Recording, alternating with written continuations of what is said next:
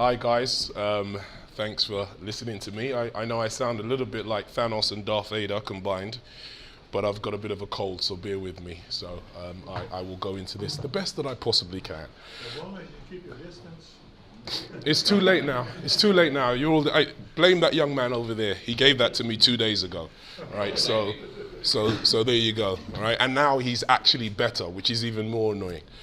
Anyway, so my name's Clive McDonald. I head up sales engineering for Sumo Logic. So what I'm going to do today is really kind of talk around some of the challenges that all of you in this room actually have in relation to cloud adoption, securing the workloads that you move into the cloud, and really talking about some of these great technologies that I've presented to you earlier on. I think there's a definitive synergy between ourselves and the likes of Okta, Cloud Health, and up and coming demonstration from Trend as well. And I'll double down on that. So first and foremost, who are Sumo Logic? It's worth kind of understanding who we are as an organization.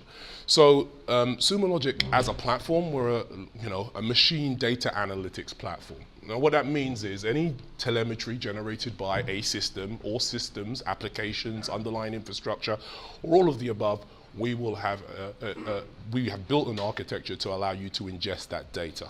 Now we were founded in 2010, purely born in the cloud, very, very similar to our cousins Okta. We don't carry any technical legacy or debt around cloud deployments, okay? Californian company, but we are geographically dispersed, as you can hear from my accent. My team is generally based out of London, but we're distributed across Europe. What's of importance in relation to this slide is that from a customer perspective, we cut across a broad swathe of different organizations. Whether you're in the case of media in relation to BBC, or your Visa and you're transacting in relation to your credit card, there is a use case for Sumo. One of the key things you need to take away from this is we are a service. We service at scale. So we process over 150 petabytes worth of machine data on a daily basis. That's a testament to the level of performance and scale that we have within AWS. Now, we were built in AWS. Our founders were fortuitous enough to think, okay, how do we deal with this quandary that is actually being able to collect and crunch through copious amounts of data? The only really viable place for that to be done is in the cloud, and is utilizing a multi-tenant platform to actually be able to accomplish that goal. Okay, so what do we actually do? Outside of collecting huge amounts of data, what is it we actually talk to?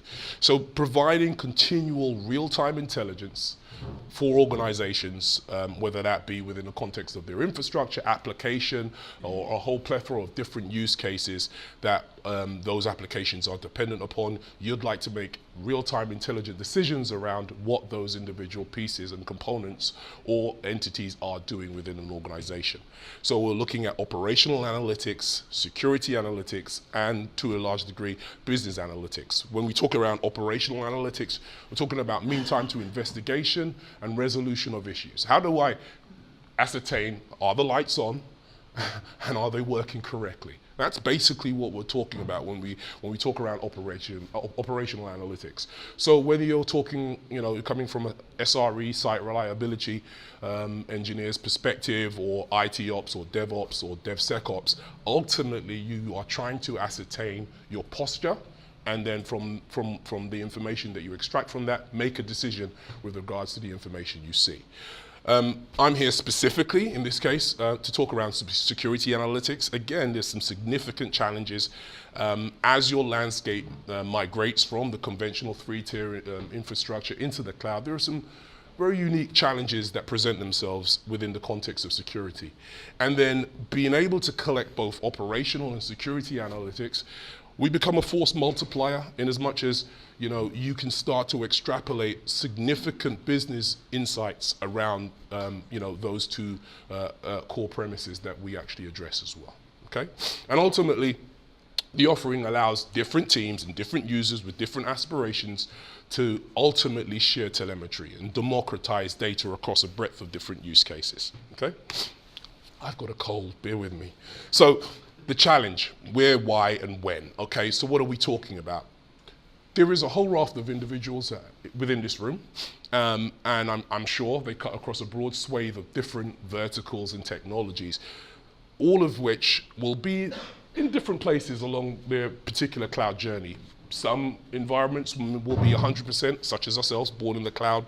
Some will be making a transition from a traditional three-tiered environment into a cloud and using an amalgam of different technologies in order to accommodate that. But ultimately, when you look at this red line where it says the end of the perimeter, it's quite self-explanatory. There is no longer a perimeter in this dynamic.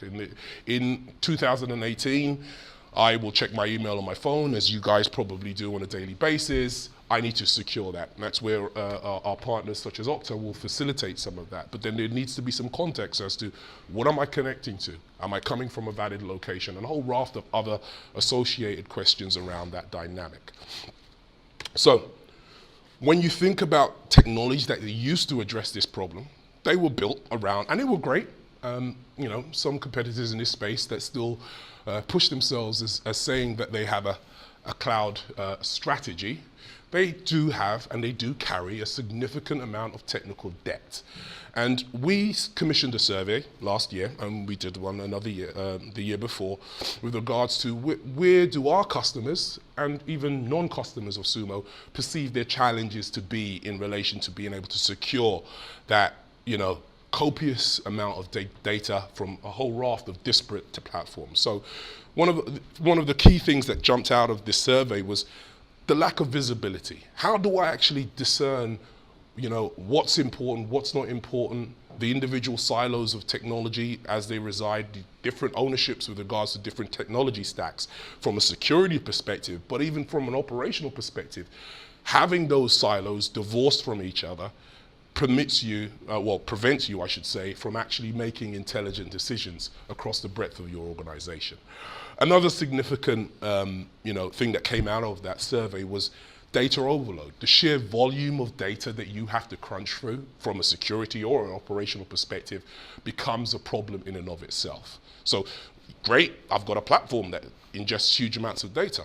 I don't have 5,000 people to crunch through these individual aspects of data. So how do I augment my workforce in order to make them more efficient?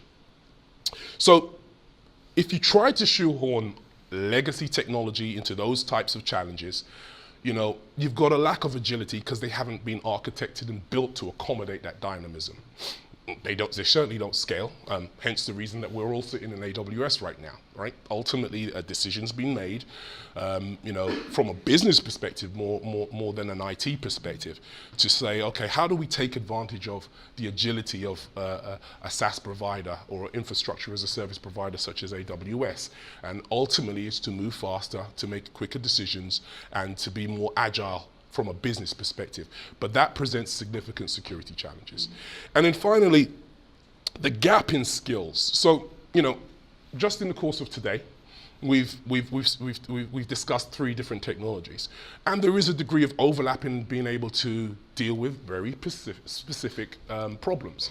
You need to have individual staff members or members having a level of skills that might not be applicable to, for instance, Okta or to Sumo or to, Trend or whatever other technology you may use. That's a challenge in and of itself. And as, your technology stack changes, the speed of change with regards to your stack doesn't always marry to the individual staff members that you have at your disposal to address those technologies. Okay, so, pardon me, I'm just going to take a quick drink.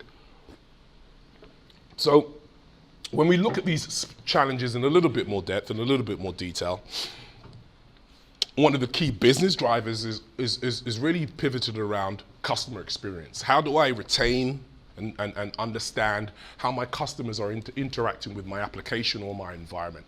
How do I, understand unexpected events or deal with seasonal peaks? Okay, so for instance, a Monday is not the same as a Sunday evening. How do I accommodate that dynamism? How do I accommodate, ephemeral containers, a whole raft of dynamic systems? The only thing that you can be sure of is that, and the only predictable thing is that things will be unpredictable. So how do you build for that? okay? When we talk around security and compliance, while the dynamism of your environment may change, compliance mandates generally don't. They move probably 5 to 10 years behind any technology that you would like to employ within your organization. And in that environment, how do you deal with that change? How do you deal with the fact that you've got legacy tooling and maybe a legacy compliant mandate that doesn't align to the technologies that you're trying to adopt, okay? And then finally, this kind of condenses everything that I've been saying. The innovation and change that the business may demand, again, might not marry to your ability of, your staff and ultimately the underlying technology that you may have acquired along the way, okay? So when we look at DevSecOps, it's worth talking around this, right? It's a word that's, quite bandied around. Some people have fully embraced that as a technology or a methodology within their organization. Some people may aspire to that. But what are we really talking about? And what we're really talking about is, first and foremost, let's look at the technology stack. If you look on the left-hand side, you had a pretty defined, well-defined structure, well-defined, three-tiered architecture that everybody knew, okay? It was a static, quantified entity. And, security technologies will be built and aligned to those types of environments. But as organizations change and they move from mainframe to three-tier to microservices and serverless functions, which we've talked to already today, that architecture doesn't scale, but your requirements with regards to security and operational visibility stay the same. So when you look from left to right, you've got a vast amount of complexity. You've got a very diverse ecosystem and underlying infrastructure that you still need to secure and support.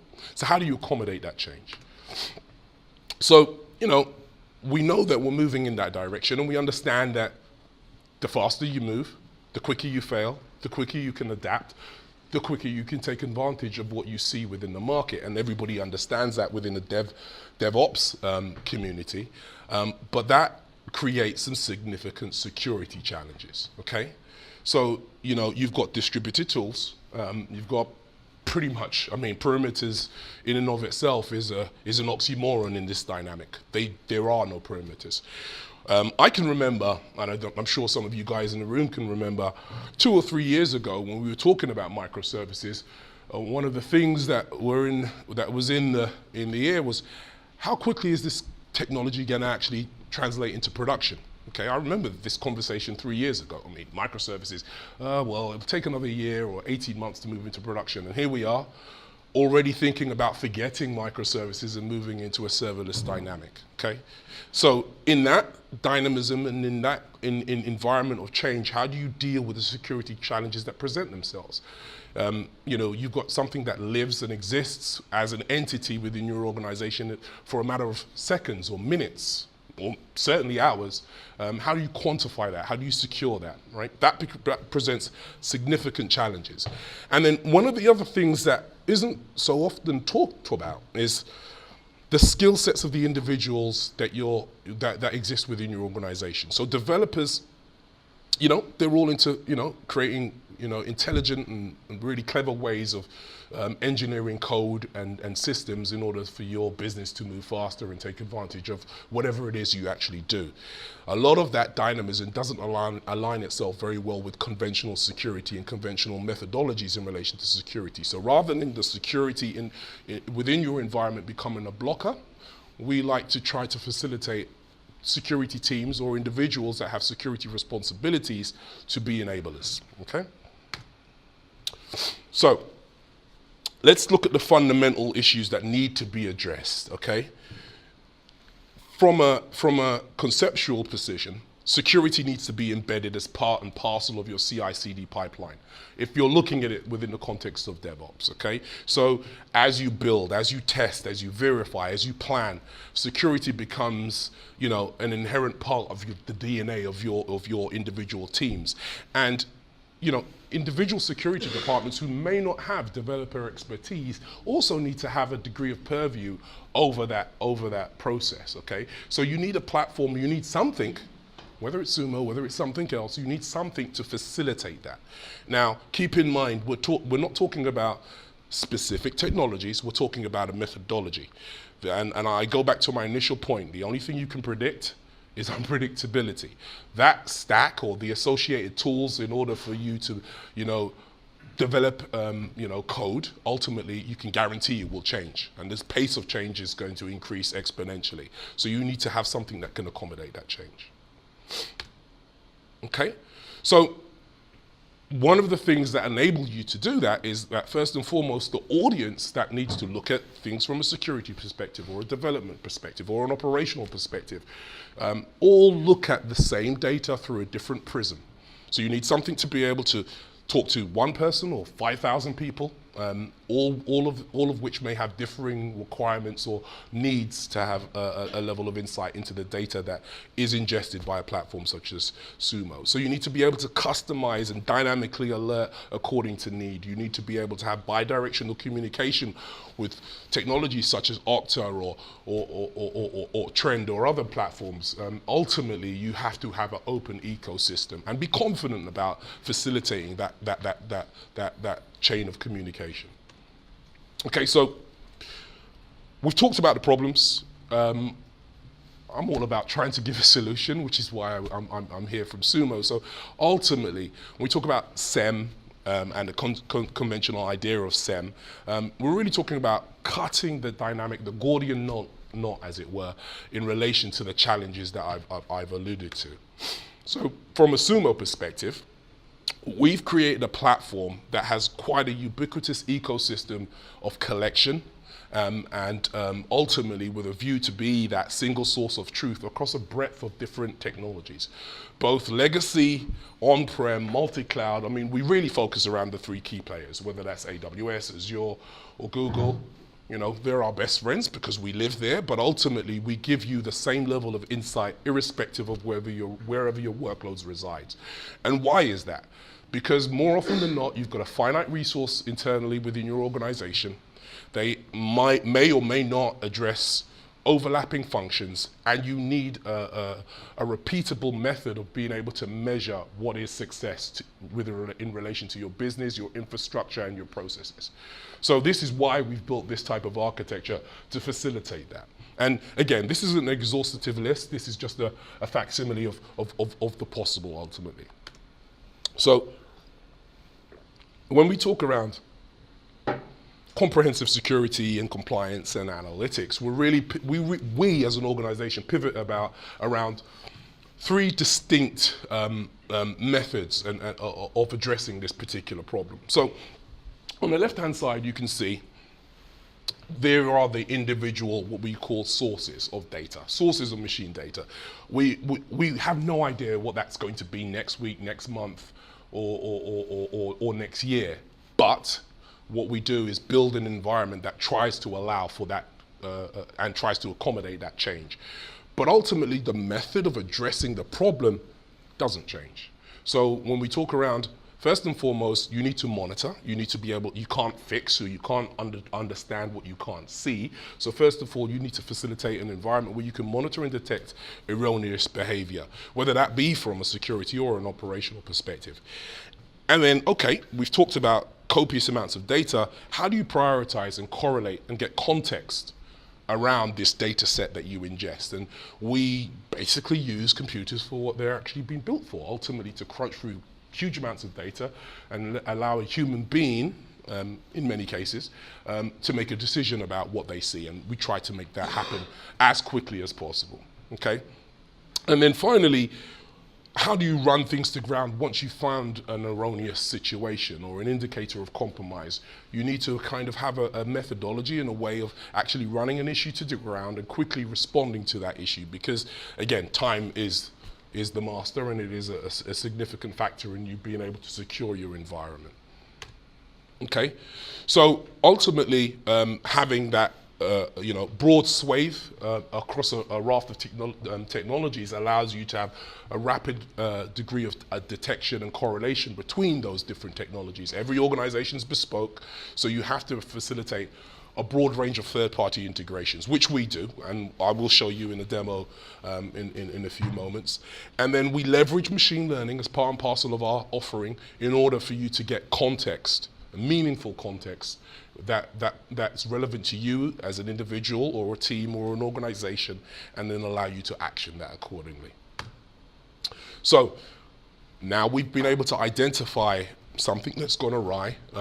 Ultimately you need to be able to augment that with a perceived overarching threat view. So part and parcel of what Sumo does, we integrate, again, I will use the word platform, we have an embedded threat feed within our platform, so whether you're ingesting 1 gig or multiple petabytes, you have the same level of security wraparound and functional ability within our platform, so you're able to understand indicators of compromise that traverse your environment. And I'll double down on that in a little bit more detail. So in the situation of AWS, we would ingest guard duty data as well.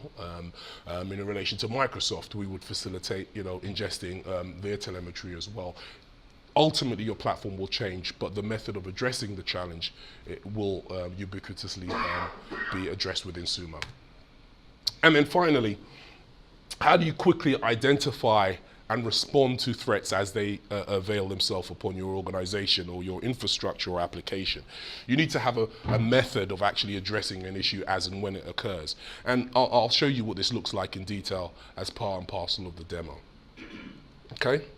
So we've taken it upon ourselves to really rethink the whole conception around SIEM. I mean, I alluded to this earlier in this overview, that historical SIEMs were actually built around the known. Quantified signatures, quantified perimeters, quantified applications, quantified servers. That's gone out of the window. So you have to pivot and change according to the environment that you're addressing. So being able to prioritize threat, understand and monitor according to the infrastructure you actually have now, as opposed to what you had yesterday. Being able to understand user models and report on all of these dynamics are not a nice to have, it's a must have in our current climate. And very few technologies truly address this right now, because this is a problem now.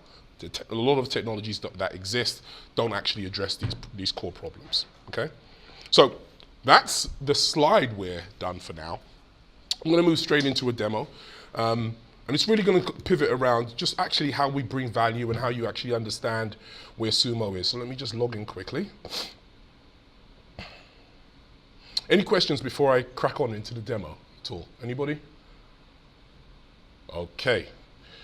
Right, so first and foremost, I mean, this looks quite similar to a lot of the other demos you've seen as far as a visualization perspective goes. But ultimately, what we're doing is being that single pane of glass that cuts across a broad swathe of different technologies. So what I'll show you right now is an example of, first and foremost, an operational view. Now this dashboard basically talks to a pseudo app that we've built around a whole raft of microservices, and each one of these panels basically represents individual components associated to this application. So as you can see here, there's a checkout service, and you can see there's a huge amount of errors in relation to that particular service. So if I'm an operational individual, I think I might want to find out why I've got 6,000 plus error messages on my checkout service, okay? So on a very basic level, I'll click on that particular pane. And again, keep in mind, I'm looking at this as from a site reliability perspective. So what I'm doing here is basically going into a little bit more depth into that particular service. So as you can see here, I've got a huge deviation in the amount of bookings that have successfully passed and failed within my environment. Obviously, the failures are depicted here in yellow. And I'd like to be able to run that to ground, okay? So that is derived from instrumented time series metrics, in this case, machine data. But we've also got to overlay against log data, and again, we're deriving some KPIs around our CPU utilization across my container services within this environment. So I can see there's a significant spike, and I'd like to get a perspective on why that spike occurred, okay? So what I can do here is I'll click here, and that drills me down into a little bit more context around specifically CPU and memory utilization across a breadth of my sources. And what you see here is a representation of outlier, again, leveraging our machine learning, leveraging the intelligence of our environment to quickly identify things that have gone awry within my environment. And then I've also got a heat map here, which is a representation of log data. So what you're seeing in a single pane of glass is time series metrics derived from Docker containers and raw log messages associated with this application. And I can immediately start to run things to ground in a little bit more detail. So I'm looking at a significant spike and correlation, for that matter, between memory utilization going through the roof and the number of error messages that I've got here on my heat map. So I can click into this. And now I'm looking at the raw log message, and as you can see, and you know, as our friendly cousins from Okta alluded to earlier, there is a whole raft of different, in this case, logging structures around the log messages I'm collecting for this environment. And I'm basically searching for anything within this production environment related to error or exception. Now, I've still got 19 pages of log data to crunch through. Okay, and this kind of is a testament to some of the things that you would actually have to do in the wild. But hey, I've got better things to do than crunch through 19 pages of log data. So in order to really expedite things, we leverage our machine learning and we run what we call log reduce. And what that actually does, it creates buckets aligned to signatures of log data that we see. Logs being quite repetitive in nature, we're able to identify patterns within the aforementioned logs. And now we can immediately see that there are ultimately 3 core messages that are of interest. And I can ascertain that, okay, somebody's deployed an incorrect SSL certificate within my environment. So again, in a matter of ultimately seconds, I can start to run real-time, real-world problems to ground, okay? Now, I could choose to do a whole raft of things. I could alert against this condition. I could start to run this to ground in a little bit more detail, but let's say I want to be quite lazy and I want to do a comparison of my state. I want to say, okay, well, look, something's changed, something's gone awry. This never happened before. I'd like to understand what went wrong and what's different. So I do an immediate differential comparison of today juxtaposed against yesterday, and I can get an immediate representation of the differences that have occurred within my environment, and the only context I've got is error and exception.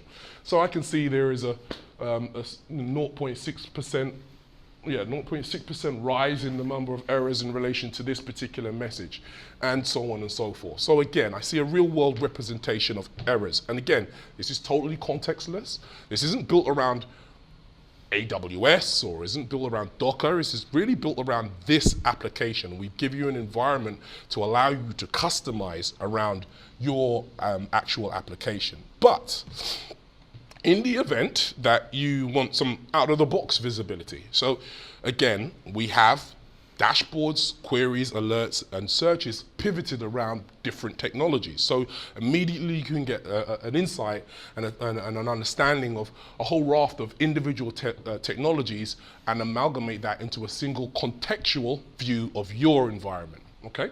So what we're looking at here now is single source, get the words out,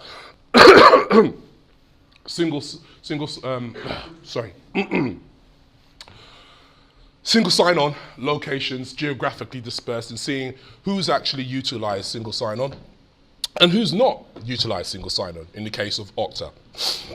And this is a geographical representation of what's actually occurring in real time. And we can drill down to the level of a building in relation to this representation. But what's more important is that when you look at threat intel, so again, our inbuilt threat intelligence allows us to understand where indicators of compromise have occurred over a period of time, in this case 60 minutes, and there's been 117 occurrences that should be of interest to you, and I can drill into that in a little bit more detail, I will.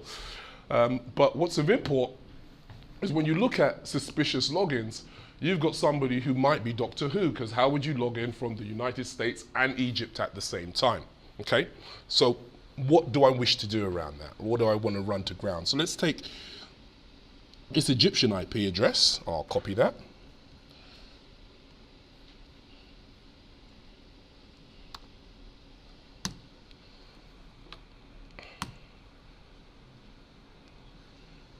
And I get a little bit more context now. So I can immediately see where that person's coming from, I overlaid that with AWS Guard Duty.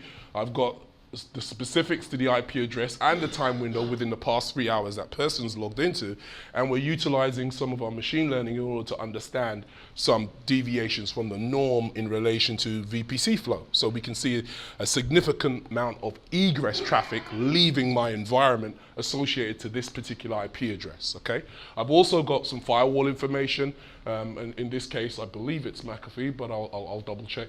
But my point being, it doesn't really matter about the actual underlying infrastructure. As long as that data is humanly readable, we can align this to some contextual insight around your environment, okay? And when we talk around multi-cloud, all of this functionality is available to you irrespective of you are working in Azure or GCP, as the case may be. If you are in a multi-cloud dynamic, we can align ourselves and give you the same level of ubiquitous visibility across those environments, okay? One other thing I wanted to, I have touched on Okta. We do have, again, specific dashboards and views aligned to specific technology. So to kind of augment technology such as Okta, there is a degree of enrichment. We can utilize our machine learning in order to use outlier detection to understand deviations from the norm in relation to your logging patterns, or a group of cohorts within your organization's logging patterns, again. And all of the above. So again, this is derived from our out-of-the-box content aligned, in this case, to Okta. One of the things I wanted to touch on as well is, because our platform has the ability to really be leveraged in a multitude of different ways, whether that be aligned to security or operational insights, it allows us to be able to really do some quite clever things. So in the case of GDPR, which is the bane of many people in this room, I'm sure, how do you do one of two things? How do you, first of all, assure, your internal users of, logging platforms such as Sumo, or Elk, or whatever other logging system you may have in play?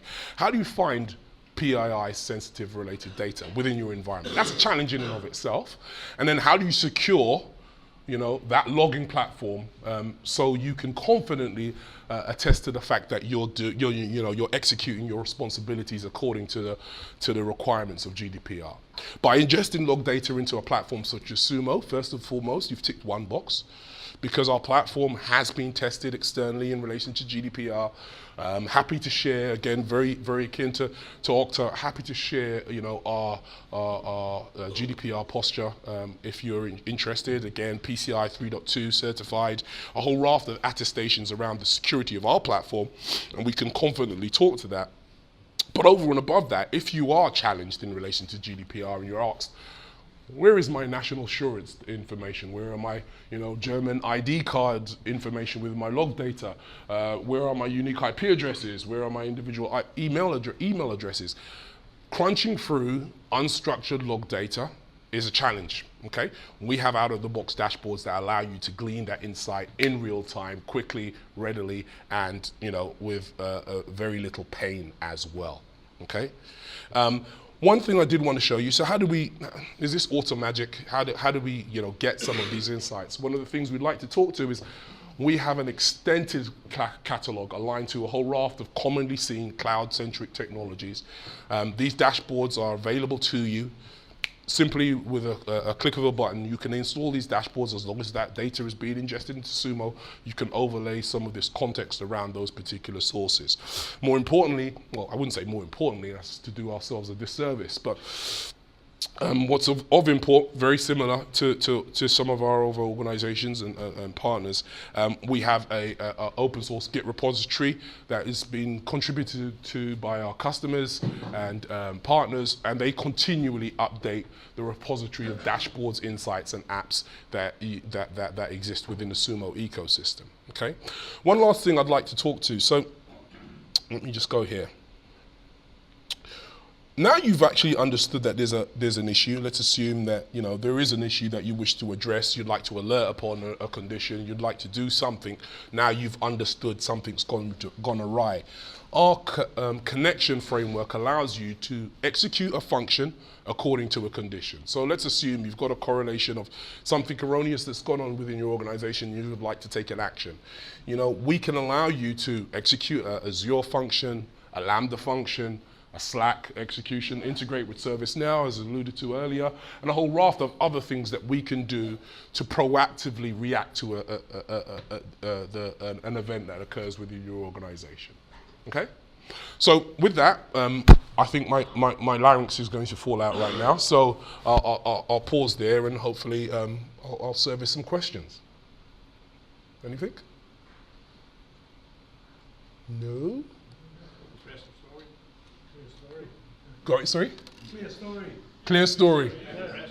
Good. I saw a hand raised there. Thank you, guys. Checks in the post, by the way.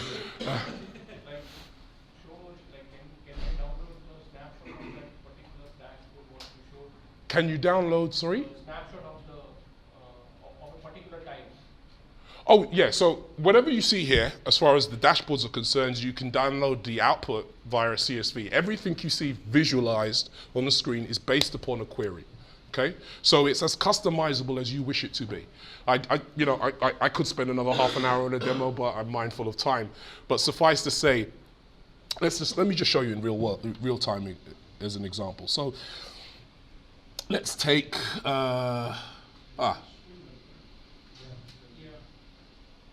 let's take Puppet as an example. I don't know why I've got this on the screen, by the way. It just is. But everything we do is derived from a search, okay? So as an example, we've got the number of node requests and the summary of node requests over a period of time, okay? That may be of interest to me. How did I create this, right? So I can click here, and I've actually got my query. This is not something you necessarily have to write, so don't be afraid. This is out-of-the-box content. But everything that has actually been aggregated here is derived from this query. And it can be customized according to your need. If you've got any acumen around SQL, you'll be fine here, okay? And again, just in case you feel like we're chucking you in the deep end, again, part and parcel of our platform, we have within the product platform a whole raft of cheat sheets, docs, videos aligned to Sumo. So again, if you adopt Sumo, without any additional interaction from ourselves, you have a whole ecosystem to talk to your challenges and some of the questions that commonly arise within our community. There is one last thing I'd like to do as well. And this is a testament of us as a business and us as a platform and the way we look at the world. Historically, you'd have a SIEM tool or a tool such as Sumo, and you'd have, an update maybe once a quarter, once a year sometimes. You'd have iterative updates to the platform as and when a big enough customer asks for it, right? Sumo, we live and breathe a DevOps life as an organization, and we always have. That's where we've come from, that's what we live, and that's what we understand. So I go back to blowing our own trumpet around being able to have a platform that processes 150 petabytes of log data a day. Okay, that's a testament to the robustness of our platform and what we've had to build within AWS over the past, 8+ years. Okay, so if you just look at the past year, these are the various different releases that we've adopted within our platform to enhance our platform to facilitate that rate of change. So again, we don't just talk the talk, we try to walk the walk. Okay? So on that note, guys, thank you for the time. Appreciate it and bearing with me and listening to my voice.